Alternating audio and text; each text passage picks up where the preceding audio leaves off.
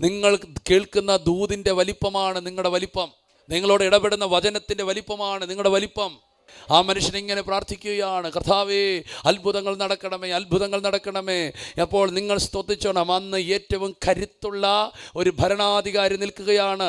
Nebuchadnezzar, ബെൽഷസ്സർ എന്ന് പറയുന്ന കരുത്തുള്ള ബാബേൽ സാമ്രാജ്യം നിൽക്കുമ്പോൾ ഒരുത്തനൊരു പ്രവചനത്തെ കൂട്ടുപിടിച്ച് പ്രാർത്ഥിക്കുകയാണ്, കർത്താവേ അത്ഭുതങ്ങൾ നടക്കണമേ, ദേശത്തിൻ്റെ കെട്ടുകൾ പൊട്ടണമേ, അത്ഭുതങ്ങൾ നടക്കണമേ. എന്താണ് സംഭവം പറഞ്ഞാൽ, അവൻ്റെ പ്രാർത്ഥന തീരുന്നതിന് മുമ്പ് തന്നെ ആമേൻ ദൈവം ആ സാമ്രാജ്യത്തെ ഇളക്കി കളഞ്ഞെന്നേ.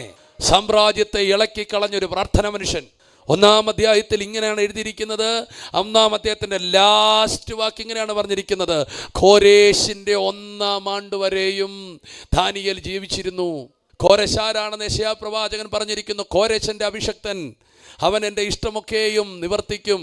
ഞാൻ അവന് മുമ്പായി കടന്നു ചെന്ന് ആമേൻ ഇരുമ്പോടാമ്പിലെ ഖണ്ഡിക്കും, താമ്രവാതിലുകളെ തകർക്കും, ഇരുട്ടിലെ നിക്ഷേപത്തെയും മറവിടത്തിലെ ഗുപ്തനിധികളെയും ഞാൻ അവന് കാണിച്ചു കൊടുക്കും. അവൻ അറിയാതിരിക്കുമ്പോൾ ഞാൻ അവൻ്റെ അരമുറുക്കും. സ്തോത്രം, സ്തോത്രം, സ്തോത്രം എന്ന് പറഞ്ഞാൽ ഇസ്രയേലിനെ രക്ഷിപ്പാൻ വേണ്ടി ദൈവം എഴുന്നേൽപ്പിക്കുന്ന ഒരു ചക്രവർത്തിയുടെ പേരാണ് കോരേശ് എന്ന് പറഞ്ഞാൽ. ആ കോരേശ് ജനിക്കുന്നവരെയും ദാനിയേൽ ജീവിച്ചിരുന്നു എന്ന് പറഞ്ഞാൽ നിന്റെ പ്രാർത്ഥനയുടെ മറുപടി കണ്ടിട്ടേ നീ മരിക്കത്തുള്ളൂ.